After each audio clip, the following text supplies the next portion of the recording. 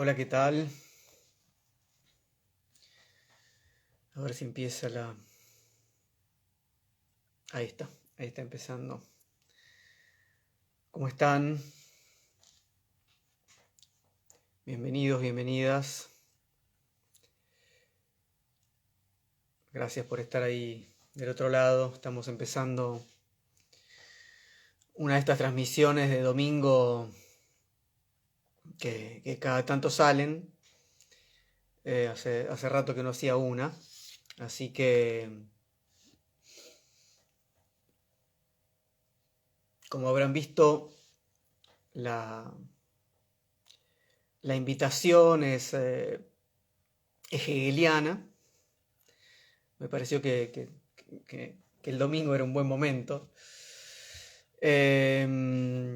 Y bueno, nada, básicamente no es un encuentro de filosofía a la gorra, es algo más pequeño, más corto, ¿sí? Ya quería de paso contarles, van a volver pronto, espero, los encuentros de filosofía a la gorra presenciales. Para agosto ya vamos a hacer un encuentro ahí en el JJ, Circuito Cultural, que es a mediados de agosto. Después voy a difundir por ahí los detalles, pero ya para que lo sepan, para que lo tengan en cuenta. Y bueno, la idea de hoy es trabajar un poquito este concepto de consumo, una cierta concepción de la sociedad de consumo, de la cultura de consumo, utilizando herramientas de la fenomenología del espíritu de Hegel, particularmente de la dialéctica del amo y el esclavo. Alguno de ustedes sabrá que el año pasado, en estas charlas que hacíamos todos los domingos de Filosofía a la Gorra en vivo, hice una charla bastante extensa sobre la dialéctica del amo y el esclavo. Así que si les interesa profundizar más que lo que vamos a hacer ahora, les propongo que vayan a ver esa charla, que está tanto acá en Instagram como en YouTube. Lo buscan así, dialéctica del amo y el esclavo, filosofía a la gorra, y ahí lo van a encontrar. Pero en realidad esto que voy a compartir con ustedes ahora es un pequeño trabajo que yo escribí para exponer en un panel que me invitaron hace unos años en el Hospital Manuel Belgrano de la provincia de Buenos Aires, en un espacio de formación. El panel se llamaba Formas de subjetivación en la cultura de consumo. Formas de subjetivación en la cultura de consumo. Entonces yo propuse, ya que digamos, la mayoría de mis interlocutores y del público presente eran psicólogos, psicoanalistas, psiquiatras, médicos, etc., me pareció interesante acercarme a este problema, formas de subjetivación en la cultura de consumo, desde una perspectiva hegeliana, desde una perspectiva no tan cercana, aunque por supuesto el psicoanálisis lacaniano sobre todo toma bastante de Hegel, pero directamente trabajar con Hegel y pensar este problema que implica la subjetivación en la cultura de consumo a partir de Hegel, ¿sí? Así que básicamente les voy a leer voy a compartir con ustedes lo que leí en ese momento. Yo tengo siempre no sé, tengo siempre la idea de que de que esta división entre hiperespecialistas y divulgación o público, ¿sí?, amplio,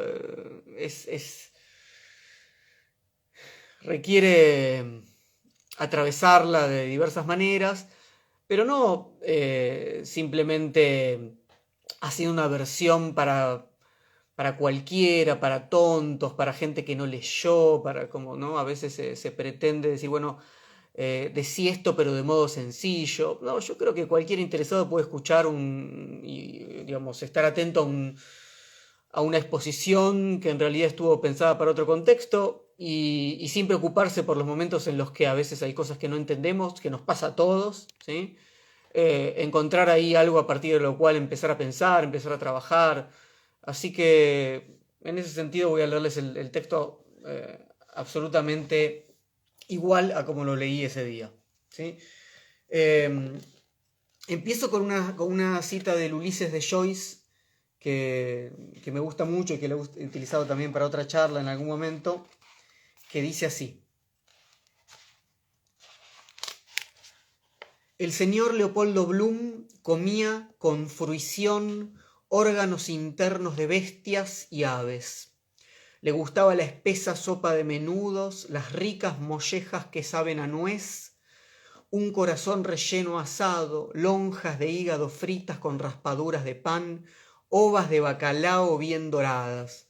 Sobre todo le gustaban los riñones de carnero a la parrilla, que dejaban en su paladar un rastro de sabor a orina ligeramente perfumada. Es el comienzo del capítulo 2 del Ulises.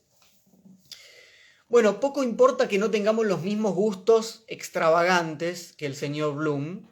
Lo que está claro es que no podemos dejar de consumir, de engullir, de tragar, de aniquilar, si es que queremos mantenernos con vida. Este es un punto de partida que no admite contestación. La única posibilidad de pensar que podamos hacer tal cosa como dejar de consumir implicaría algún tipo de realidad adánica o inmaterial en la que el alimento y la violencia no estuvieran involucrados. Abandonemos entonces momentáneamente las utopías para pensar de qué modo las distintas modalidades de consumo articulan diversas figuras subjetivas. Voy a partir desde Hegel, porque si hablamos de formas de subjetivación, se lo debemos sin dudas a su legado. Le debemos la enseñanza de que no estamos constituidos sino por las relaciones que tenemos con los otros y con el mundo. Para comenzar a comprender algo de lo que nos sucede en nuestra cultura de consumo, tenemos que comprender qué tipo de consumo precultural sigue operando en nosotros y cómo la cultura, cualquier cultura, no es otra cosa que una modificación de esa relación primaria de consumo. El primer momento del consumo es, por supuesto, el que organiza el apetito en nuestra corporalidad animal. El apetito es la fuerza que lanza nuestro cuerpo a apropiarse de lo ajeno para poder mantenerse con vida. En este momento nuestra conciencia, Hegel trabaja con figuras de la conciencia, que deviene autoconciencia, ¿sí? Nuestra conciencia está más interesada en el mundo como alimento que en sí misma, es decir, que en la reflexividad de la autoconciencia, o en otros como nosotros. Su interés es el mundo exterior al cual se dirige ese apetito. Y por eso no podemos hablar propiamente todavía de subjetividad y menos de cultura, de ninguna manera, en este primer momento. ¿Encontramos satisfacción en el consumo del alimento? ¿En este momento animal? Sí. La satisfacción, en términos hegelianos, no tiene que ver primariamente con el gusto de la comida, ¿sí? con lo táctil, sino sobre todo con el hecho de negar eso que consumo, porque lo tomo completamente. En la etimología de consumir, encontramos el tomar completamente. Cuando uno dice, estoy consumido, o sea, no tengo nada, no quedó nada, consumir es tomar completamente, ¿sí? Entonces es cancelar la autonomía de eso otro, ¿sí? Reducirlo a nada. Esto es central, porque la satisfacción, según Hegel, es siempre autosatisfacción de algún modo. Pero no me satisfago sino aniquilando lo que no soy yo. La autosatisfacción siempre necesita una mediación, en este caso, el alimento. Me satisfago en relación conmigo mismo, pero no me relaciono conmigo sino a través de otro. Por eso esta satisfacción es pasajera, porque me como una manzana o un jabalí, pero sigue habiendo muchas manzanas y muchos jabalíes que no puedo consumir. Cuanto más me satisface el alimento, más independencia cobra y no logro cancelar toda esa independencia. Si no puedo evitar que haya mundo, por más que intente engullirlo completamente. Por eso asistimos a una satisfacción pasajera, la puesta en marcha de un circuito, en realidad, ¿sí? Apetito, satisfacción, apetito, que solo tiene fin con la muerte. Para salir de este estadio más animal que humano, tenemos que despreciar de algún modo este apetito, y solo lo hacemos porque hay otro objeto que nos llama con más fuerza, es decir, porque hay una satisfacción que parece ser más completa, porque si el apetito me llevaba a encontrarme conmigo, a reconciliarme conmigo, nada mejor que encontrar a otro yo, a otro como yo, es decir, nada mejor que el reconocimiento en lo otro de mí mismo. El pasaje de la animalidad a la humanidad implica, para Hegel, que me interese más un otro como yo, o sea, otra autoconciencia, que el alimento. ¿Y cómo demuestro eso? Bueno, si ya estamos insertos en una cultura, como nosotros, comiendo con los modales adecuados de la mesa y no como un animal, o si estamos compartiendo, por ejemplo, no sé, una pizza, una bandeja de sándwiches, lo que sea, en lugar de comerme el último, ¿no? La última porción, me aguanto y espero o pregunto si alguien lo quiere. Si los dos ejemplos tienen sentido solamente para otro que pueda reconocerlos. Si estoy compartiendo comida con los lobos, digamos, ¿sí? Y digo, alguien quiere más, espero a que otro, o sea, no tiene ningún sentido. Esos modales son primariamente para un otro que pueda reconocerlos como tales. Si quedo solo, sin nadie que pueda reconocer ese acto como libre, me vuelvo a animalizar. Entonces el apetito sigue estando ahí, pero su fuerza es menor que la del reconocimiento y por eso puedo despreciarlo. Es decir, que operamos a partir de este estadio, ¿sí? Con un apetito que en última instancia es doble. Sigue habiendo un apetito animal, un apetito de objeto, un apetito de consumo primario, pero a la vez hay un deseo de reconocimiento de un par que me va a permitir independizarme de algún modo de ese primer apetito animal. Todo acto de consumo, entonces, en el ámbito de la cultura, implica una doble posibilidad de satisfacción del apetito. Una más primaria y animal, en la que el otro no está involucrado, y otra más valiosa, que suspende la primera para lograr el reconocimiento. Pero, si suspendo completamente la satisfacción del apetito, si desprecio la cosa, me allano el camino a la muerte. Porque no dejé, ¿no?, de ser un viviente. Y eso es justamente lo más valorado en el ámbito de una comunidad. Por ejemplo, ¿qué es más valorado sino morir por la patria?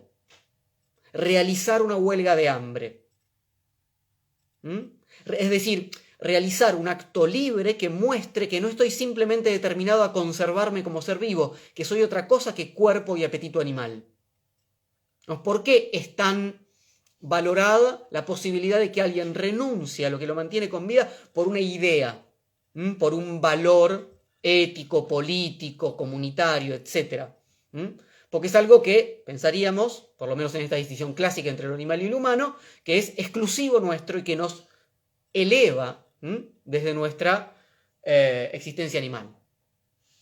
¿Cómo salimos de nuestro primer momento como conciencia apetente?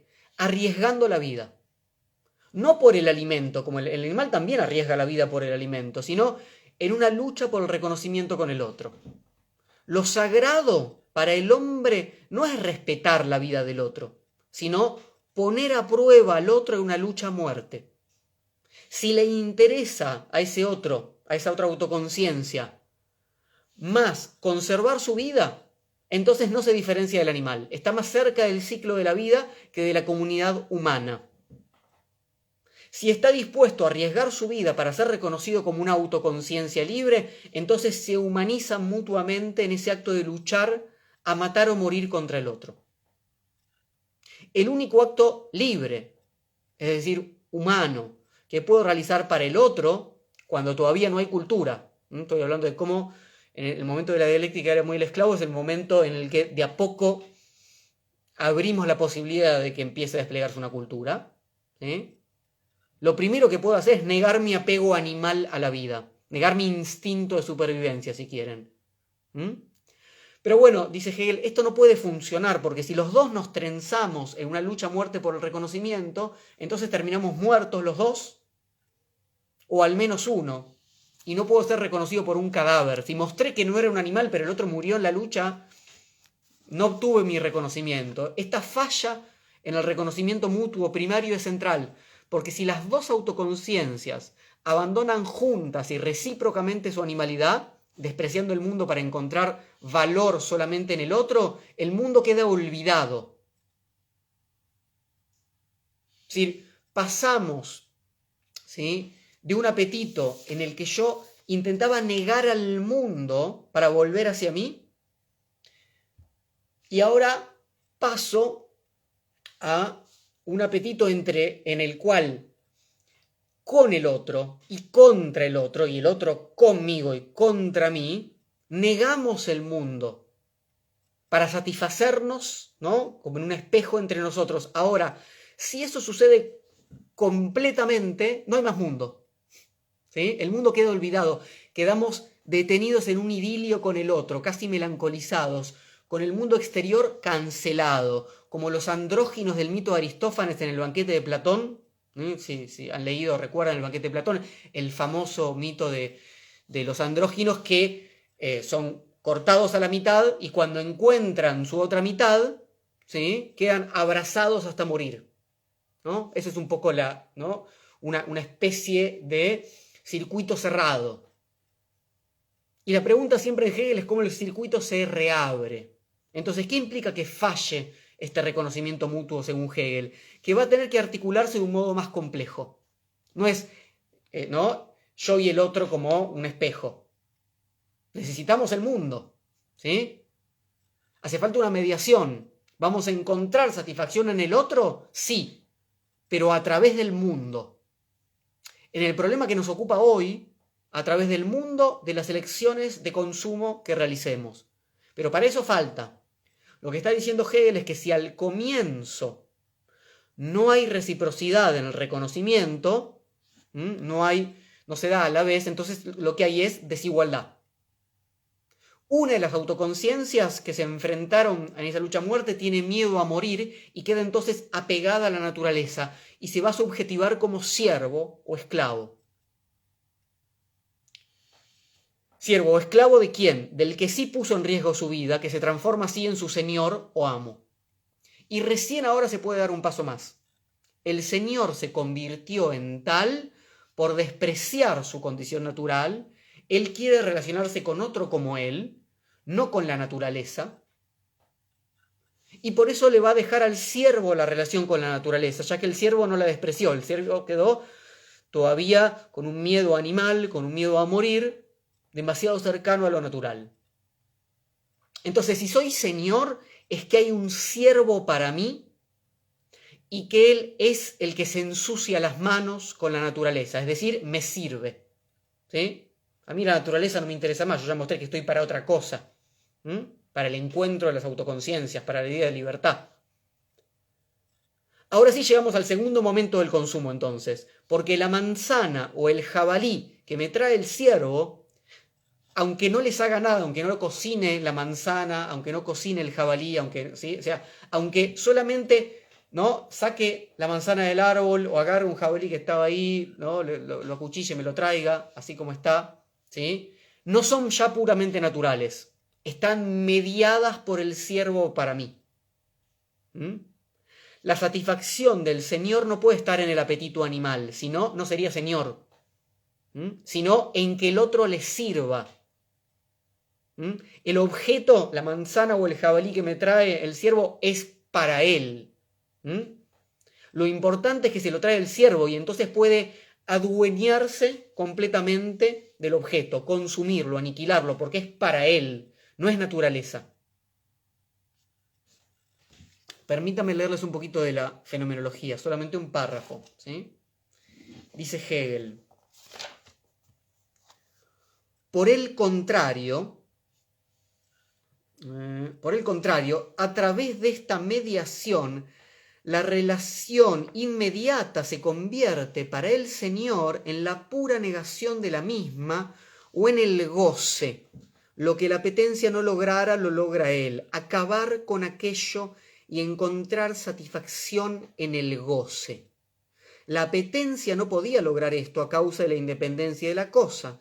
En cambio, el Señor, que ha intercalado al siervo entre la cosa y Él, no hace con ello más que unirse a la dependencia de la cosa y gozarla puramente, pero abandona el lado de la independencia de la cosa al siervo que la transforma. Permítame explicar esto entonces. Cuando hablamos del apetito animal, ¿sí?, la cosa me era independiente, ¿sí? Las manzanas y los jabalíes, digamos, por seguir con estos ejemplos tontos, ¿sí?, estaban en el mundo, digamos, exteriores a mí, y yo si bien podía agarrar una, después aparecían más, ¿no?, etcétera, etcétera. En cambio, ahora, esta manzana o este jabalí, etcétera, son para mí. Me las puedo apropiar plenamente, están en un mundo ya humano, digamos, ¿sí? Están mediadas por el siervo. ¿Qué tenemos entonces en este segundo momento? Un Señor que goza con la posesión de lo que hizo otro para él.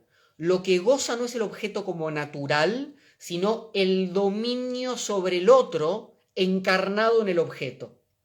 ¿Vieron que siempre hay esas personas que, por ejemplo, van a comer a un restaurante y su satisfacción principal es quejarse de que el mozo no lo sirve adecuadamente, ¿no? La satisfacción está en el ser servido. Es horrible cuando pasa eso porque se quejan de todo, ¿no? Que no pidieron eso, que está frío, que está... ¿no? Y la cuestión es, digamos, de lo que come es secundario. Lo principal es que estoy acá para que me sirvan, ¿no? ¿Y acaso mi plata no vale? Entonces, esa posición de señor es radicalmente diferente a la idea de que la satisfacción está, ¿no?, en el apetito, ¿sí?, del hambre animal. Consumir implica participar de un derecho de señores, estar en una relación de dominio en relación al otro a través de la cosa que otro dispuso para mí. Pero si encontramos otro tipo de satisfacción en este momento desde la posición del Señor, también aparece una satisfacción nueva desde la subjetivación del siervo. Si bien el Señor es el que más se despegó de la condición natural, el siervo no es simplemente un animal. También se está subjetivando de alguna manera. Es Él quien va a transformar, a trabajar la naturaleza que no puede consumir, lo va a hacer para su Señor y va a encontrar la satisfacción en la satisfacción del otro. Mirá qué bien que te sirvo, mirá qué buena es esta manzana que conseguí para vos, mirá qué bien que cociné este jabalí. Ahí encuentro como siervo mi satisfacción. Su miedo a la muerte lo hace renunciar a la aniquilación del objeto, entonces solo le queda transformarlo para su Señor. No puede consumir, no puede aniquilar, puede tomar, transformar y dárselo para que su Señor, sí, consuma.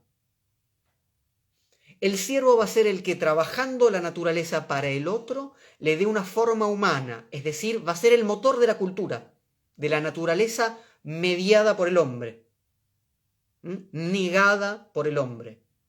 Así, paradójicamente, nos dice Hegel, el siervo, o el esclavo, como quieran denominarlo, logra una ventaja por sobre el señor. El señor quedó dependiendo del trabajo del siervo. Él no se ensucia las manos. El señor no puede producir, solo gozar, aniquilar lo que trabaja el siervo. Es un consumidor pleno. En cambio, el siervo se va a liberar, es decir, se va a humanizar mediante el trabajo. El Señor se humaniza, se libera independizándose de la naturaleza. El ciervo se libera, se humaniza trabajando la naturaleza. Es una forma de independencia diferente. No es tan independiente, por eso tiene que transformar. Entonces va a negar la forma natural y va a imponer una forma propia a la naturaleza. Va a dominar a la naturaleza y encontrar satisfacción al ver su forma en ella. Nadie lleva la manzana como la llevo yo. Mira, esta forma, ¿no? Como dice, mira, así cocina la manzana tal, ¿sí? Es la satisfacción de toda producción propia, de todo trabajo en el que nos podemos reconocer, de toda producción cultural. Pero no toda producción cultural, no todo trabajo es consumido por el otro. Ni toda cultura es llamada una cultura de consumo. Ahora que ya tenemos más o menos el modelo hegeliano, invitemos a Marx a la mesa y entremos en la organización capitalista de la producción y el consumo. El problema principal de la producción de tipo capitalista no es la explotación, sino la imposibilidad de realizarnos en el trabajo, porque no podemos imponerle a la naturaleza nuestra propia forma. El trabajador asalariado que vende su fuerza de trabajo no puede ya reconocerse en el producto que realiza. Es el proceso de deshumanización que Marx llama alienación. Es una regresión hacia la cosa. ¿Sí? En el modo de producción capitalista, el proletario no puede hacer lo que hace el siervo o el esclavo hegeliano, que es ocuparse completamente de la cosa. No, le dicen qué lugar va a ocupar, ¿no? En la cadena de montaje. Como sabemos, el capitalismo no solamente implica la privatización de los medios de producción y la imposibilidad entonces de decidir autónomamente cómo vamos a producir, a la vez implica la mercantilización de la fuerza de trabajo. Es decir, ya no tenemos un señor para quien trabajar en tanto proletarios, sino que tenemos que buscarnos uno. Y para eso tenemos que seducirlo, es decir, tenemos que ser una mercancía adecuada para el mercado de trabajo. Si teníamos la capacidad de expandir las relaciones humanas a las cosas, eso es lo que hacía el siervo. Expandía, ¿sí?, las relaciones humanas a las cosas. El capitalismo expande la lógica del mercado a las relaciones humanas. En el capitalismo se mercantilizan todas las relaciones culturales que antes quedaban por fuera del mercado. La educación, la religión, el amor, el ocio, todo tipo de afectividad. Nada va a quedar fuera. Esto es lo que abre la posibilidad de una cultura de consumo. En toda cultura hay consumo, y como decíamos, doble, como decía Hegel. Pero no toda cultura es una cultura de consumo. Cuando todas las relaciones humanas pueden ser transformadas en un bien de cambio, ese es el poder fagocitador absoluto que el capitalismo muestra a diario. Pero para poder vender absolutamente cualquier cosa es necesario que haya compradores. Es decir, alguien que encuentre en el consumo, en el goce de la apropiación completa, su satisfacción. En términos hegelianos, un señor.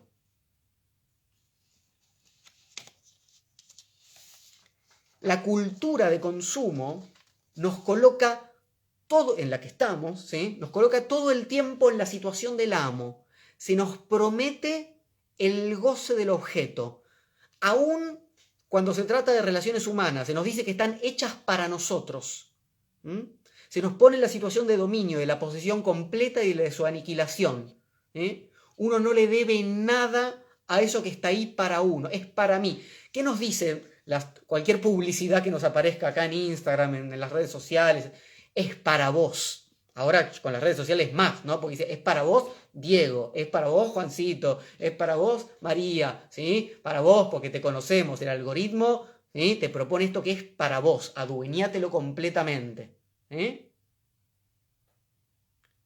Pero para que eso sea posible, la relación humana, por ejemplo, que yo consumo, tiene que presentarse justamente formada para mí, no independiente, no autónoma, tiene que ser apropiable. Entonces, ¿cómo podríamos definir a una cultura de consumo? Decíamos, no simplemente como aquella que consume muchos objetos, que compra muchas mercancías, eso no es una cultura de consumo, sino sobre todo aquella, o sea, no es una cuestión cuantitativa, no es que si en lugar de comprar una manzana en el mercado, ¿no? Cada 15 días compro 100 manzanas y 500 celulares, y entonces es una cultura de consumo, ¿sí? Hay un salto cualitativo, que tenemos que pensar. Una cultura de consumo es sobre todo aquella en la que se mercantiliza la subjetividad, lo humano que devino mercancía y objeto de consumo. Una cultura de consumo en la cual el consumo se torna la relación principal, ¿sí?, en una sociedad. Entonces tenemos que producirnos a nosotros mismos, nuestros cuerpos, nuestros gestos, nuestros afectos, nuestras actitudes, a lo único que podemos dar forma para el otro. ¿Cómo me formateo? ¿Cómo me produzco para ser consumido por un otro? Para que pueda seducir a los posibles consumidores amos con los que nos encontramos.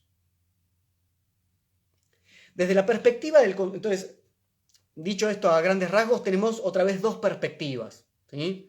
Desde la perspectiva del consumidor, o sea, desde el amo, este goce no alcanza a satisfacernos. ¿Por qué? Porque tenemos el problema del amo. Nos apropiamos de la cosa, pero no podemos poner en ella nada propio, nada nuestro. No hay lugar para la creación. No podemos producir, no podemos dar forma. Ahora, ¿cómo intenta dar una solución parcial a este problema el mercado contemporáneo? Organiza un pequeño espacio de producción en el acto mismo del consumo. Personaliza lo que vas a comprar. Diseña tu propio objeto de consumo. Hay 4 colores de autos, ¿sí? Hay 500.000 infinitos fondos de pantalla y protectores para tu celular. Entonces ¿sí?, es tuyo como consumidor. Le vas a dar tu propia impronta. Elegí la combinación de tu ropa, el color de tu auto, las aplicaciones de tu celular, el color de pelo de tu pareja cuando buscas en estos dispositivos para, ¿sí? Entonces, ¿qué se nos dice? No seas simple aniquilador, sé también un creador. Y ahí tenemos la figura que algunos denominan con un nombre horrendo, pero que es bastante gráfico, el prosumidor. Es un productor, consumidor. Todo consumidor hoy en día tiene un costado, una posibilidad de producción. Eso desde el lugar del amo. Desde la perspectiva de la subjetividad que tiene que producirse para seducir al consumidor, tenemos que empobrecernos. ¿Por qué? Porque la cosa que se puede gozar es, como decíamos, la apropiable. Lo que es para mí absolutamente. Me tengo que presentar al otro con la flexibilidad de ser diseñado, de poder adaptarme. Y acá está lo problemático, ¿no? Porque lo interesante, justamente, ¿no?, es que el otro, en tanto ser libre, ¿sí?, en tanto humano, en tanto otra autoconciencia, ¿sí?, no puede ser apropiado completamente. Hay una especie de falla en la oferta que me hacen a mí como amo. Adueñate completamente, ¿no?, del otro. Y al otro simplificate para ser consumido por el otro. No va a funcionar. Como siervo, la naturaleza que domestico para el otro soy yo mismo. ¿Sí? ¿Y cómo lo hago en una cultura de consumo? Justamente mediante tales o cuales elecciones de consumo. Me doy forma, me transformo en sujeto de la cultura, me diseño, me constituyo para el otro por mis elecciones de consumo. Soy el que leyó Hegel, ¿no?, usa esta ropa, etcétera, etcétera, etcétera. ¿Sí? Todas esas elecciones me van constituyendo para el otro. Así me hago apropiable, consumible para el otro, quien sin embargo no puedo encontrar ahí su satisfacción completa. Entonces empieza a difuminarse de esta manera la línea divisoria entre el consumidor y lo consumido, porque todos estamos en el doble, ¿no? En los dos lugares a la vez, sin dudas. Al mismo tiempo que la creación y la formación, el trabajo, la cultura, quedan capturadas por las demandas del consumo. Y esta parecería ser, con esto voy cerrando, ¿sí?, la utopía de una cultura de consumo. Conjurar toda creación para hacer de la naturaleza y sobre todo de las relaciones con los otros objetos de consumo, apropiables. Tendríamos que preguntarnos entonces de qué modos podemos multiplicar los espacios y las dinámicas de lo inapropiable. Si la lección hegeliana indica algo, es que devenir primariamente consumidores lleva una encerrona que nos deja atrapados en un estadio muy rudimentario de la libertad, que es la posición del amo. Bien, gracias por su escucha.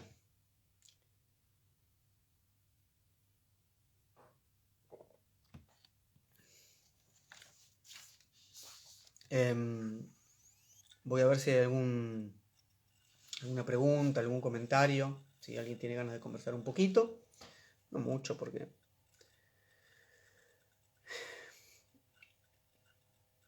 Ahí está Fer Frangela, ¿cómo estás, Fer? Tanto tiempo. Los amigos de Psicoanálisis y Filosofía, Noelia. Bueno, muchas gracias.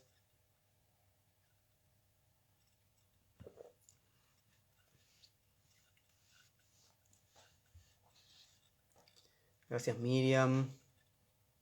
Job. Valeria dice, ¿el sujeto producto queda en un estado objetual y no autoconsciente en el capitalismo? En el capitalismo, ¿no? Perdón, no era una afirmación. Una afirmación con pregunta al final. Sí. O sea, por eso decía que es una trampa, porque no hay posibilidad de venir de esa alienación tan plena. Entonces, es como un movimiento perpetuo. Lomas dice, esto de crear lo que no es apropiable sería similar a crear lo común. Bueno, interesante. Sí, también diría, ¿no? Si con ese común te referís justamente a aquello que queda, ¿sí?, por fuera o en los márgenes, ¿no?, o que escapa a estas lógicas del consumo y de la apropiación absoluta, sí. Y es una interesantísima forma de pensar lo común. Creo, si no te entiendo mal, irías por ahí. Quique dice, ¿por qué la posición del amo es libertad rudimentaria? Justamente porque el amo lo que hace en última instancia es impedirse, al despreciar tanto la naturaleza, la cosa, la producción, se pone en un lugar que queda dependiendo de lo que le proponen, ¿no?, de lo que le propone el siervo. Entonces no puede crear, depende del otro. Entonces, la posición del consumidor tiene que, o sea, digamos, para caricaturizarlo un poco, tengo que levantarme cada día y ver lo que me propone. Es lo que hacemos en general en tanto consumidores contemporáneos. Me levanto y miro lo que me proponen las redes sociales. ¿Qué es lo que hay que pensar hoy? Porque hay que indignarse, porque consumir no es solo comprar, ¿no? Consumimos interpretaciones, etc. Entonces, soy muy pasivo, o sea, por eso es una libertad bastante rudimentaria. Tengo muy poco que hacer ahí, ¿sí? Una libertad restringida, exacto. Irimías dice, digo, ¿es utópico pensar una sociedad donde lo inapropiable siempre sobrevenga, al menos en las relaciones entre humanos? No, yo diría que no es, yo diría que lo inapropiable siempre sobreviene, por suerte, digamos, ¿no? En tanto es inapropiable. No, digamos, aunque hagamos hincapié en la cosificación, ¿sí?, en la alienación, en este proceso, o sea, no es un proceso, ¿no?, totalizante, ¿no?, de ningún modo. Y lo inapropiable siempre nos atraviesa y se presenta, sin dudas, ¿sí? Dan ganas de leerle a Hegel. Bien, es lo que yo hago en tantos siervos de ustedes, ¿no? En tantos siervos de ustedes les propongo acá esta lectura hegeliana. Dice Job, ¿hay ejemplos de ruptura de la sociedad de consumo? Sí, lleno, sin dudas, y a diario, y permítame decir esto, digamos, dentro de la sociedad de consumo, o sea, no hace falta irse un afuera absoluto. ¿Sí? El siervo, dice Miriam, el siervo al trabajar la materia y producir cultura se empodera al punto de transformarse en señor. No es que se transforme en señor, rompe esa dicotomía en última instancia. Job dice, la dependencia del otro parece no ser posible evitar, pero sí la forma en que nos consumimos. Claro, la dependencia del otro no es posible evitar porque en términos hegelianos me constituyo con el otro. Y no la queremos evitar porque no somos liberales, digamos. O peor aún, digamos, ¿no? O sea, es decir, la dependencia con el otro, ¿qué quiere decir no somos liberales? No es secundaria, no es que yo decido que entro en contacto con el otro, no. Yo estoy constituido, no hay un yo, sino hay un otro previo. Entonces sí va a importar las formas en las que esas relaciones con los otros y esas dependencias con los otros van operando, por supuesto. ¿Sí? Bueno, muchas gracias por estar ahí del otro lado. Les vuelvo a decir que en 2 o 3 semanas vamos a hacer un encuentro de filosofía a la gorra presencial. Acá en la ciudad de Buenos Aires, y después, si todo sale bien, volveremos a empezar a viajar y a encontrarnos un poco más. Que tengan un buen domingo y que tengan muchas ganas de leer a Hegel. Un abrazo.